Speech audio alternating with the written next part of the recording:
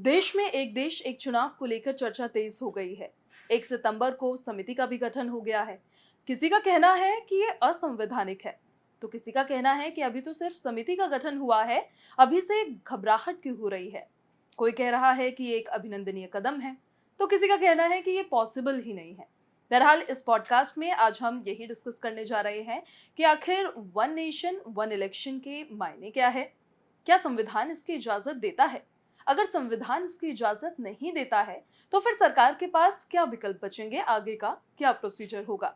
इसके अलावा अगर 5 साल में एक बार चुनाव होगा तो इसके क्या फायदे होंगे और क्या नुकसान होंगे, ये आज इस पॉडकास्ट में आप देखने जा रहे हैं। नमस्कार, पंजाब केसरी नवोदय टाइम्स के डिजिटल प्लेटफॉर्म पर स्वागत है आपका। मैं हूं आपके साथ पूजा खंडूरी और हमारे साथ हमारे खास मेहमान अमित तिवारी जी मौजूद हैं, जो कॉन्स्टिट्यूशनल एक्सपर्ट भी है और दिल्ली स्टेट स्पोक्स पर्सन भी है। बहुत बहुत स्वागत है सर आपका पंजाब केसरी नवोदय टाइम्स के इस डिजिटल प्लेटफॉर्म पर।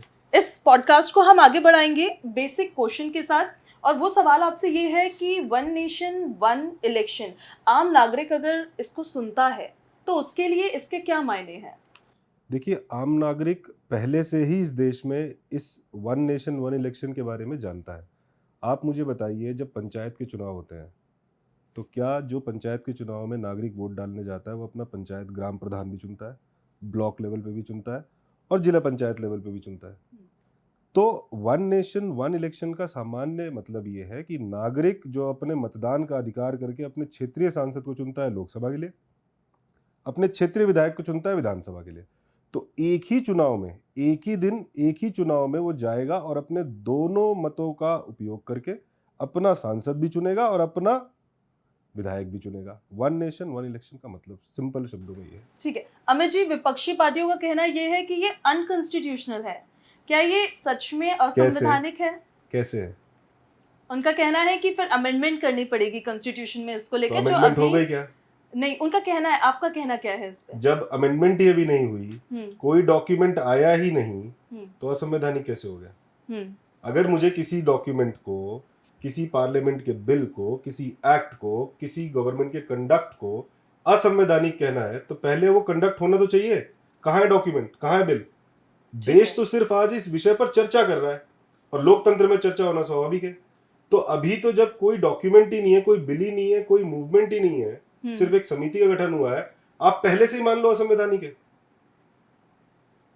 सीए के टाइम में आपको याद होगा, उस टाइम में भी इन्होंने रजिस्टर बन रहा है, गुमराह करने की कोशिश की, हुआ।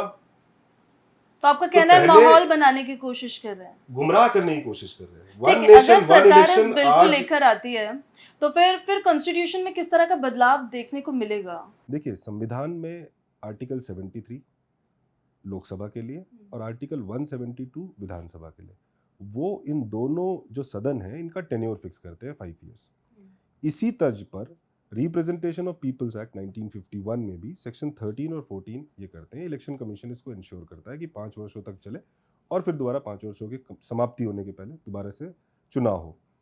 अब स्वाभाविक है, यदि सरकार इस विषय को लेकर आती है, एक जनमत बनता है, जनता के बीच में चर्चा होती है और यदि इस पर एक राय बन जाती है कि हाँ, इस देश में वन नेशन वन इलेक्शन एक जरूरत है, एक आवश्यकता है, तो संवैधानिक अमेंडमेंट भी होगी। लॉ कमीशन ने भी रिकमेंड कर रखा है way back in 1999 and as well as in 2018 कि कॉन्स्टिट्यूशन में भी as well as representation of people act में। और कब अमेंडमेंट नहीं हुए? होते हैं अमेंडमेंट, आवश्यकताओं के अनुसार अमेंडमेंट किए जाते हैं। ठीक है, अगर 5 साल में एक बार चुनाव होता है, ये बिल लाया जाता है, ये पास करवा दिया जाता है, तो इससे फायदे क्या होने वाले हैं? देश को इससे क्या फायदा मिलेगा और चुनौतियां क्या रहने वाली है इस दौरान? आप पहले समस्या समझिए। वर्ष, मैं अभी हाल फिलहाल का आंकड़ा देता हूँ, वर्ष 2015 से 2018-19 तक इस देश में विधानसभाओं के चुनाव हुए। इस पूरे 4 वर्षों में, 3.5-4 वर्षों में 18 माह तक मॉडल कोड ऑफ कंडक्ट लगा रहा, कभी इस राज्य में तो कभी उस राज्य में। विकास कार्य रुक जाते हैं, नई स्कीम, नई जो पॉलिसी पैरालिसिस होता है। दूसरा इसका पहलू देखिए, पिछले चुनाव में, वर्ष 2019 के चुनाव में, लोकसभा चुनाव में, इंडिया टुडे की रिपोर्ट है, पब्लिक डोमेन में है, 60,000 करोड़ रुपए का खर्चा हुआ पॉलिटिकल पार्टीज प्लस गवर्नमेंट का in conducting the election, right? Government expenditure, election commission का एक्सपेंडिचर, पॉलिटिकल पार्टीज के एक्सपेंडिचर, इस पैसे को बचा के क्या आप जनता के हितों में नहीं यूज कर सकते? किसानों के फायदे में नहीं यूज कर सकते, स्कूल बनवाने में नहीं यूज कर सकते, हॉस्पिटल बनवाने में नहीं यूज कर सकते। तीसरा पहलू देखिए आप इसका, सीआरपीएफ पूरे देश में रह ही गई है चुनाव कराने के लिए। कभी बंगाल में हो रहा है तो कभी यहाँ हो रहा है तो कभी वहां हो रहा है। हर वर्ष 5 से 7 राज्यों की विधानसभाओं के चुनाव होते हैं। सिक्योरिटी अपरेटस पूरा मूव होता है। आप बताइए टीचर्स का रिस्पॉन्सिबिलिटी क्या है हमारे देश में? बच्चों को पढ़ाना, उज्जवल भविष्य वो बनाना। भी प्रभावित होता है। टीचर क्या कर रहे होते हैं? जिस विधानसभा का चुनाव होता है, टीचर पहले विधानसभा में, फिर लोकसभा में, फिर अगर जिला पंचायत के चुनाव है तो उसमें वो चुनाव की ड्यूटी में लगे हैं। सरकारी कर्मचारी का मिसयूज होता है। यस, मिसयूज नहीं कहूंगा मैं ऐसे, क्योंकि वो भी संवैधानिक प्रक्रिया है, मिसयूज नहीं। पर आज जो वर्तमान में प्रक्रिया है, इस प्रक्रिया में ह्यूमन रिसोर्सेज लगातार यूज करना पड़ता है। एक ऑल्टरनेट विषय पर चर्चा हो रही है कि यदि हम इसको लेके आएंगे तो समय की बचत होगी। मैं बड़ा सिंपल सा एग्जांपल देता हूं। सुबह आपके परिवार में 4 लोग रहते हैं, उनको ब्रेकफास्ट करना है। एक आदमी जाएगा दूध लेने, वो दूध लेके आएगा, दूसरा आदमी जाएगा चाय की पत्ती लेने, तीसरा आदमी जाएगा ब्रेड लेने, चौथा लंच का टाइम आ जाएगा, ब्रेकफास्ट नहीं हो पाएगा। और 4 लोगों का ह्यूमन लेबर टाइम, हर चीज वेस्ट होगा। तो एक व्यक्ति जाए ना, चारों चीजें लेके आ जाए। बड़ा सिंपल कॉमन भाषा में समझने के लिए कि जब आप चुनाव कर रहे हो, आप अपना विधायक भी चुनिए, लोकसभा का सांसद भी चुनिए, क्या प्रॉब्लम है आपको? लेकिन इस पर विपक्षी पार्टियों का कहना ये है कि एकदम से कैसे हो जाएगा, इतनी ईवीएम कहाँ से आएगी, इतना स्टाफ कहाँ से आएगा? वो पहले ही मान चुके हैं कि इस देश में ये संभव नहीं है। अभी सिर्फ चर्चा हो रही है। चर्चा के बाद कमेटी का गठन हुआ है। इलेक्शन कमीशन एक कॉन्स्टिट्यूशनल अथॉरिटी है, उसका मैंडेट है चुनाव कराना। पहले पेपर से होता था, अब ईवीएम से होता है ना चुनाव। वो कैसे संभव हो गया? पेपर से ईवीएम में क्यों टर्न हुए? बूथ कैप्चरिंग होती थी। तो with the passage of time, modernisation के साथ साथ, इंफ्रास्ट्रक्चर डेवलपमेंट के साथ साथ ऐसे चेंजेस आना स्वाभाविक। लेकिन क्या आपको नहीं लगता है कि अगर ये बिल आता है और 5 साल में एक बार चुनाव होता है तो इसमें जो नेता होंगे उनके अकाउंटेबिलिटी थोड़ी कम हो जाएगी? कैसे मैम? क्योंकि अगर जैसे बार बार इलेक्शन होते हैं, नेता तो सेम ही है, हालांकि जो कैंडिडेट्स होते हैं वो अलग होते हैं, लेकिन जो प्रचार कर रहे होते हैं वो तो सेम होते हैं। उनको जनता के सामने जाना पड़ता है, उनसे बात करनी पड़ती है, वोट मांगना पड़ता है। अगर ये चीज उनके सामने होगी कि 5 साल में एक बार चुनाव होना है, 5 साल में उनको जाना है, तो क्या आपको नहीं लगता कि अकाउंटेबिलिटी थोड़ी कम होगी? इस पर क्या कहना है आपका? कैसे?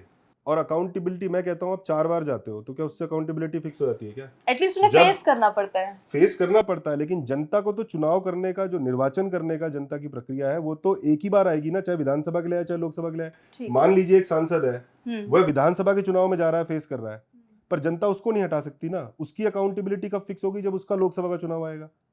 तो वो चुनाव तो एक साथ ही हो रहे हैं। और दूसरा पहलू देखिए इसका, पूरे देश में हर साल 5 से 7 विधानसभाओं के चुनाव हो रहे हैं। सभी पार्टियों के नेता, भाई हिमाचल में किसकी सरकार है? कांग्रेस की सरकार है। राजस्थान में किसकी सरकार है? कांग्रेस की सरकार है। कर्नाटक के चुनाव में यहाँ के लोग गए थे कि नहीं गए थे? एक बार चुनाव होगा, जाएं, नेतागण सारे भाषण दें, चुनाव प्रचार करें, वापस आए और देश के विकास में लगे। कितनी समय की बर्बादी होती है। बिल्कुल। जब हम क्योंकि चुनौतियों की बात कर रहे हैं और क्योंकि अगर ये मुद्दा उठता है तो इस पे वाद विवाद भी होगा, काफी कंट्रोवर्शियल मुद्दा ये बन जाता है। जो विपक्षी पार्टियां हैं उनका कहना है कि जो नेशनल मुद्दे हैं, ऐसे में इस दौरान, चुनाव के दौरान, वो लोकल मुद्दों को ओवरलैप कर लेंगे। रीजनल पार्टीज की जो आइडेंटिटी है वो खतरे में आ जाएगी। तो इसको किस तरीके से कंसीडर किया जाएगा? उनकी आइडेंटिटी वैसे ही खतरे में है क्योंकि उन्होंने इतने कुकर्म पहले ही कर रखे हैं। दूसरी बात, आपको मैं सिंपल दिल्ली का उदाहरण देता हूं। 2019 में अप्रैल के महीने में यहाँ चुनाव हुआ। 7 सांसद बीजेपी के चुने गए, मोदी जी के नाम पे वोट पड़े, केंद्र में सरकार बन गई। 6 महीने बाद ही विधानसभा के चुनाव थे, जनवरी में, दिसंबर जनवरी में। ऐसा क्या हो गया कि 62 विधायक आम आदमी पार्टी के आ गए? जनता समझदार है, उसे पता है मेरी गली कौन बनाएगा, उसको पता है मेरी सड़क कौन बनाएगा, उसे पता है मेरा पार्क कौन देगा, उसे पता है कि भारत का निर्माण कौन करेगा। तो जब वो सांसद चुन रहा है उसको पता है उसके मुद्दे क्या हैं। जब वो विधायक चुन रहा है तो उसको पता है उसके मुद्दे क्या है। जब वो ग्राम प्रधान चुन रहा है वो पता है उसको मुद्दे क्या है। ये जनता को बेवकूफ समझते हैं क्या? जनता समझदार है, वो जानती है। जनता का काम तो वोट देना है, लेकिन जब इश्यूज क्रिएट होते हैं, जब फॉर और अगेंस्ट होता है, तब पॉलिटिकल पार्टीज को आपस में डिस्कस करना होता है और उनके डिस्कशन के बाद फिर जो पार्लियामेंट में सेशन चलता है उसमें बिल जाता है, फिर वो आगे फॉरवर्ड हो जाता है, कानून बन जाता है। लेकिन उस चीज़ पे हम बाद में बात करेंगे। एक चीज़ मुझे आपसे ये पूछनी थी कि सबसे ज़्यादा प्रॉब्लमेटिक क्या है ज्यादा चुनाव आयोग का पैसा खर्च होना ऐसे बार बार इलेक्शंस होने पे, या फिर गवर्नेंस जो है वो अफेक्ट होना? देखिए, किसी भी समस्या के मल्टीपल रीजंस और मल्टीपल कॉन्सिक्वेंसेज हैं। अलग अलग बार चुनाव कराने के कॉन्सिक्वेंसेज क्या है, जैसे मैंने आपको बताया। A, financial burden. B, security apparatus की movement. C, administrative problems. D, जो सबसे बड़ा है, वो है stoppage of developmental works, policy paralysis throughout country. आप सपोज करिए मणिपुर में चुनाव है, या मेघालय में चुनाव है, या कर्नाटक में चुनाव, भारत सरकार का कोई नेशनल हाईवे नया प्रोजेक्ट लॉन्च होना नहीं होगा, रुकेगा। मॉडल कोड ऑफ कंडक्ट लगा है। मैंने आपको बताया ना, 4 वर्षों में 18 महीने तक अलग अलग राज्यों में, कभी 2 महीने यहाँ, 1 महीने यहाँ, 2 महीने यहाँ, 2.5 महीने यहाँ, फेजेस में चुनाव होते हैं, और मॉडल कोड ऑफ कंडक्ट लगा है। विकास कार्य, आपने जब आज सपना देख लिया है कि 2047 में मोदी जी ने ये संकल्प लिया है कि भारत एक विकसित राष्ट्र होगा, तो उसके लिए मैकेनिज्म तो तैयार करने पड़ेंगे ना। उसके लिए आपको नई पॉलिसीज, नए रिफॉर्म्स, और इलेक्ट्रल रिफॉर्म्स अपने आप में हमेशा से एक विषय रहा है और होता रहा है। ठीक और है। ये वन नेशन वन पहली बार हो रहा है क्या?